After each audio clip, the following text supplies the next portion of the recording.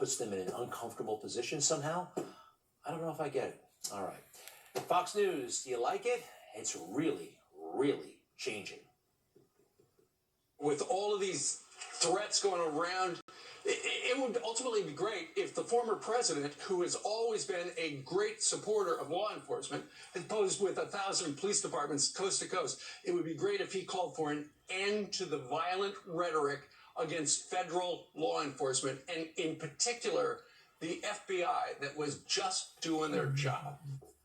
Okay, violent rhetoric is always wrong, all right, whether it's from the left or the right. But the call from President Trump, if he were to do that, I think it makes an assumption that those who are critical of the FBI are somehow putting it at risk. That's not fair. That's wrong. And to have President Trump make that kind of statement, I mean, how often did he ask President Biden to make such a statement about the far left? I don't know, but I just noticed a real change of tone over there, don't you? Next.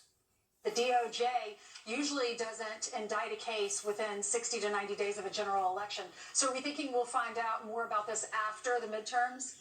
Not necessarily, because right now Trump is not on any ballots. And so the midterm election, if that standard is going to be applied, should not apply to Trump. If he was an announced candidate, it might be different.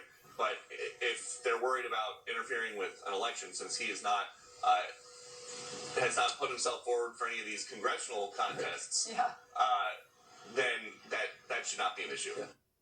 Should not be an issue. He's making endorsements every single day. Of course, Trump is on the ballot. Maybe not literally, but this close to an election, it's not to be considered.